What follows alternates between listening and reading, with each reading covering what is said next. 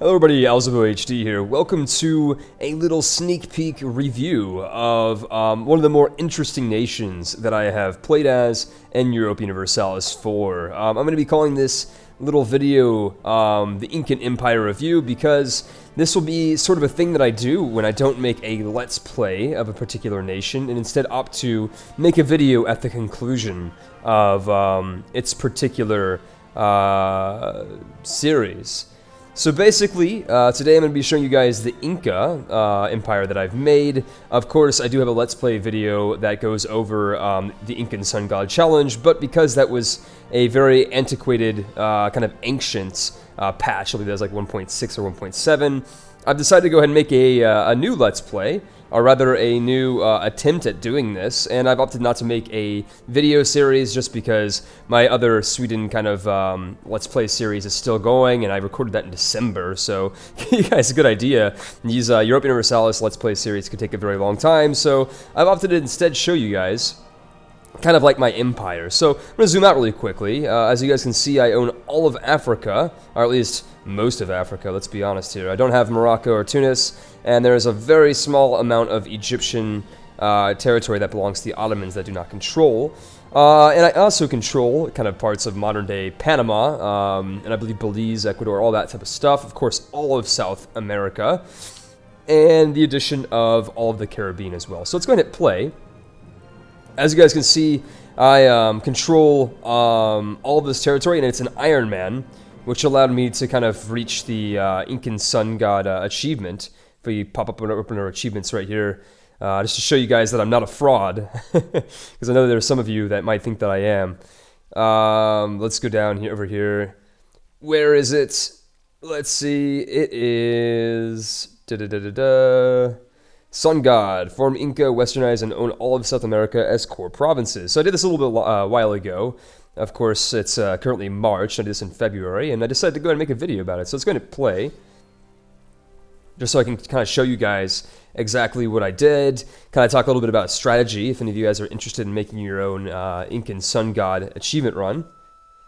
So basically, we've not quite reached the, I guess, ending date of Europa Universalis, which is in 1820. The reason I've done this is because, quite honestly, this has become a game of whack-a-mole with rebels. I've gotten so many rebels in Africa that it's, quite honestly, just a pain in the ass. I mean, my manpower is 0, because there's so many rebels that I've been just hitting them with everything I've got, and then it just depletes all my manpower as I kind of destroy them. So, first of all, let's go and focus on the heartland of South America. I'm going to go ahead and pop open kind of like the religious map mode. So as you guys can see, the entire South American continent is the glorious NT Master Faith, which is worshipping, of course, the Emperor, who is not actually of age yet, unfortunately. I would have been able to conquer quite a bit more territory, and maybe even actually have united both continents of South America and Africa, if it wasn't for the fact that I had dealt with 3 different regencies in this game, totaling approximately 35 years of me being able to do absolutely nothing. And for those of you guys who have played Europa Universalis know, when you're in peace in Europa Universalis, there's basically nothing you can do, which is very, very annoying. Right, so let's go ahead and get into the kind of like more of an in-depth, you know, I guess, overview of our empire. So, basically, the Caribbean is still partially Catholic because I've conquered this from an independent Haiti, which formed from a Portuguese former colony. And I believe Portugal... Okay, so Portugal's still there. So anyways, right, so this is one of our most recent additions. If we go on the trade over here, I believe I'm collecting trade in the Caribbean, which is one of my biggest trade nodes. As I believe trade can be routed from the Ivory Coast, which is what I'm currently doing as well. So, let's talk economics. In this game, I didn't really go for too much trade. As you guys can see, I'm only making 71.7 ducats a month from trade, which is slightly less than the total taxation of both of our continents here, which is honestly not as much as it should be. But instead, we're making an incredible amount of gold production at 53.2 per month, which is just absolutely insane. Let's go ahead and pop open the culture tab over here. So as you guys can see, of course, for those of you who have seen my Let's Plays before, I am a very genocidal leader. I like to kind of commit genocide and displace other ethnicities in favor of the, master ethnicity, in this case the Quechua, which are like the Incan, ethnicity. Let's go ahead and go over to, really fast, I like these charts. Right, so our culture is actually incredibly dominant. We have more than 3/4 of our empire consists of our main ethnicity here, so it's a very homogenous empire with some decently, substantial Castilian and English minorities. We're going to go ahead and get into that here in a minute. Of course, Inti is the, by and far, the religion of our empire, but we do have some Sunni practitioners, mainly in Africa, as I pull up kind of this faith map over here. So as you guys can see, Africa has a lot of Muslims in Coptic, and even some Christians, I believe, down here in Congo. So anyways, going back to the ledger, we have an incredibly diversified economy. Of course, our main production is wool and grain, as it is for most of the empires in this game. But we do have some substantial production with tropical wood, fish, of course, coffee, ivory, and slaves, which is, I never abolished slavery in this game. And what's interesting, actually, if I pull up this culture menu again, is that I didn't genocide the Europeans that had settled in this continent. So as you guys can see, you can kind of see a little bit of who I had to deal with in terms of westernization. Now, the first, colonial government that set foot into South America that I was immediately hostile towards was England. English Colombia was relatively large. As you guys can see, it formed most of northern South America. I was able to, in about 1 or 2 wars, completely dismantle this territory and claim it for myself, which is great. And we got some other outliers over here. Of course, we see some England over here in Panama. We have some Castilian over here in Brazil. There's Castilian in Brazil.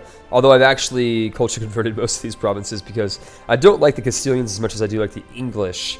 And in the south of the continent, we also have some more Castilians and even some Portuguese over here and the Falkland Islands, which are, they're not Argentinian, they're not British. They belong to the Incan in this particular series.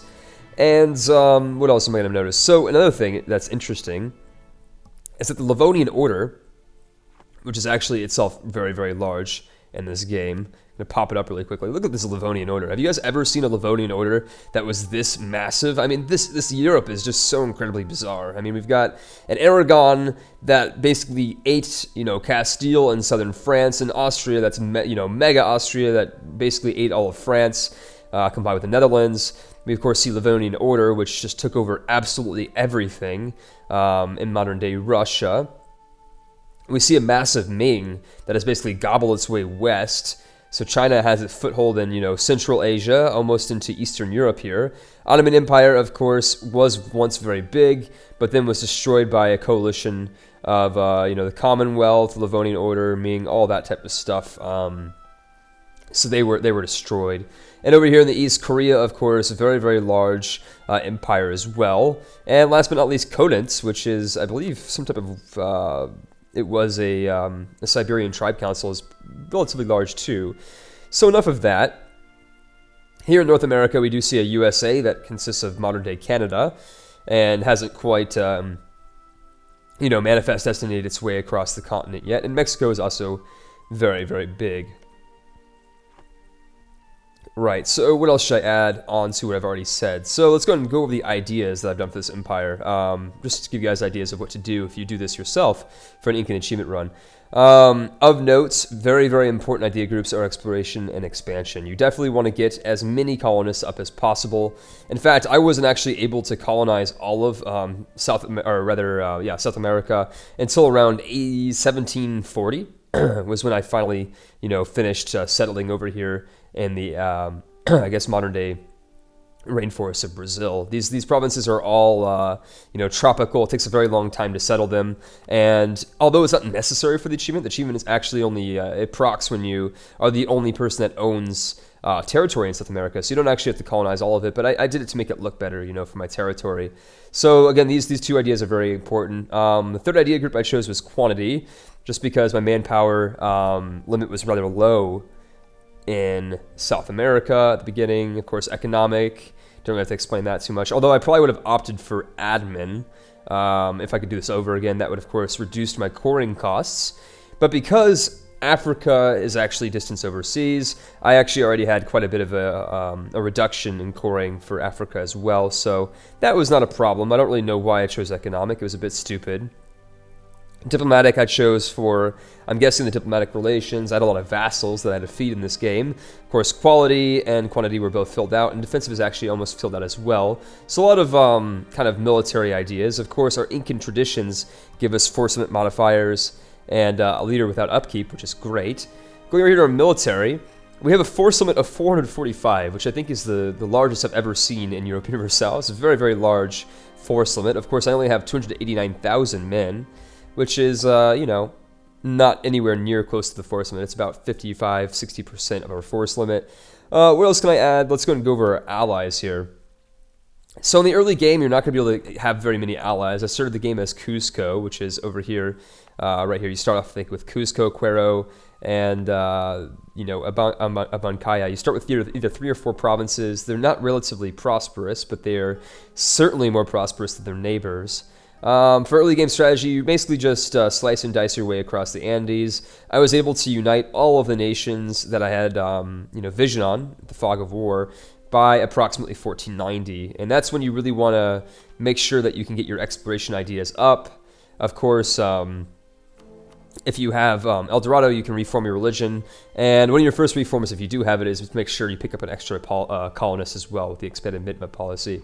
So, right, so I didn't really have any allies in the early game, but in the late game, as you guys can see, I've decided to ally Ming in USA, and I also have an ally in Austria. Of course, I did ally Commonwealth for a very long time, but they ended up hating me as I took some Ottoman territory. They decided to want, you know, take all of this territory for themselves. As you guys can see, they have a very ugly splotch of Polish territory here in the middle of Anatolia. So yeah, guys, I hope you enjoyed this. This is my first, I guess, Empire in Review video here on YouTube. And again, let me know if you guys like this. This is, of course, going to be in addition to my other Europa Universalis videos. This is just kind of something to show you guys that's interesting. I'm going to aim for each of these videos to be about 5 to 10 minutes. So again, I hope you guys liked it, and definitely take in this very strange Europe. Again, I've never seen anything quite like it. So, you know, as a challenge for my viewers, if any of you guys are actually able to, you know, do this achievement, which is actually pretty difficult, the Sun God achievement itself, just to take South America is pretty difficult. But if you're actually able to unite all of Africa underneath your, you know, your Sun banner, you know, I'd be incredibly impressed. Like I said, I wasn't able to conquer all of Africa. In fact, my conquest actually only started, I believe, in 1680 when I took over parts of the Western Cape, when I actually colonized it. So over here, you see the Gold Coast was my colony, my very first, I guess, foothold in the continent. I had to deal with a very large Mali, very large Songhai.